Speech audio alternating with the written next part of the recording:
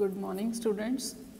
कल हमने पढ़ा था कि डॉबर्नियर ट्रेड क्या होते हैं। डॉबर्नियर ट्रेड के बारे में हमने क्या पढ़ा था कि डॉबर्नियर वोल्फगैंग जो हमारा साइंटिस्ट है, तो 1817 में उसने क्या किया था, उसने तीन एलिमेंट्स का अरेंजमेंट किया था, जैसे लिथियम, सोडियम, पोटाशियम।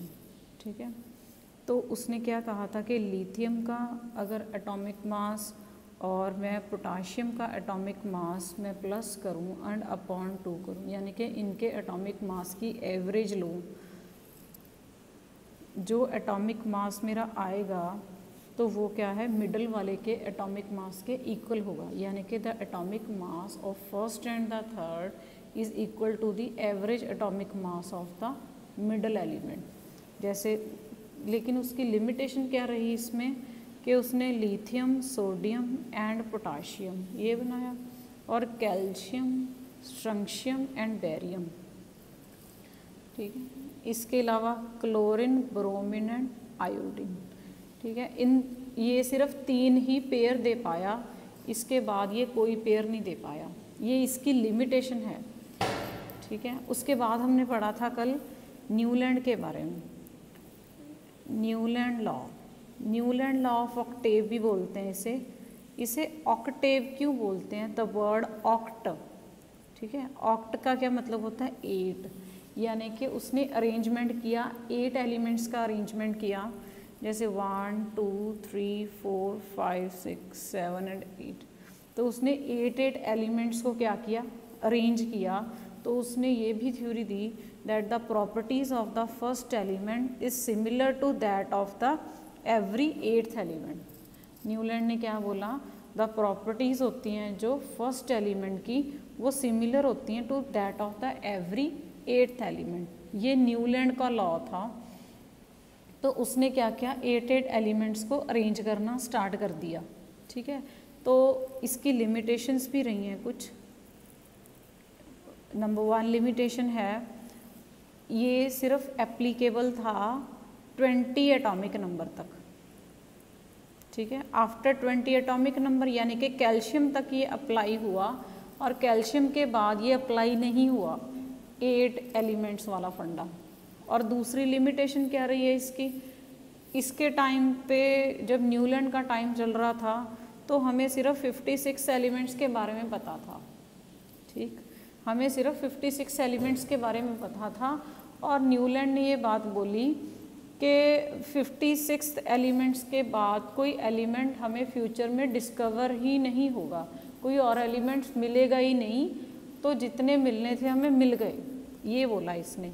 लेकिन ऐसा नहीं हुआ, उसने तो सिर्फ 56 बोले थे, लेकिन आज की डेट पे हमारे पास 118 एलिमेंट्स हैं, और उनमें से 94 क्या हैं, नेचुरली अकरिंग हैं, लेकिन टोटल कितने हैं, 118। ये भी क्या है, उसकी लिमिटेशन हुई।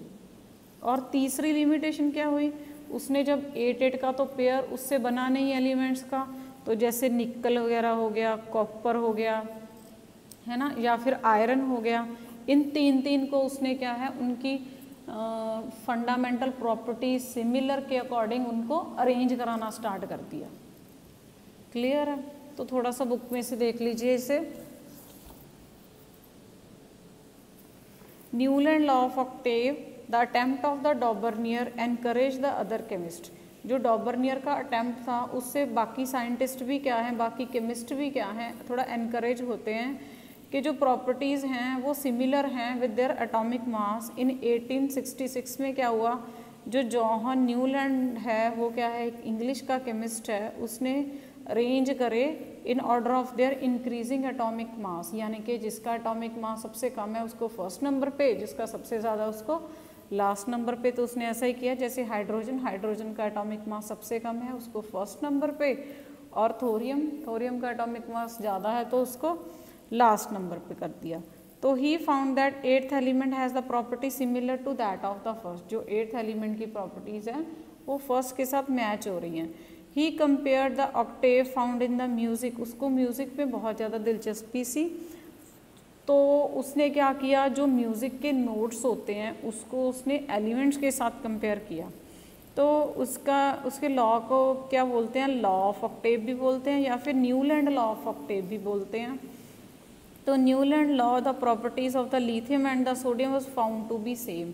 तो उसने क्या फाइंड आउट किया कि जो प्रॉपर्टीज़ होती हैं लिथियम की एंड सोडियम की वो क्या होती हैं, सेम होती हैं। एंड सोडियम क्या है, 8th एलिमेंट है after the lithium. Similarly beryllium क्या है, बेरिलियम एंड मैग्नीशियम की जैसे लिथियम एंड सोडियम की प्रॉपर्टीज़ आपस में रिजेंबल कर रही हैं, ऐसे ही क्या है बेरिलियम एंड मैग्नीशियम की भी आपस में रिजेंबल करती हैं।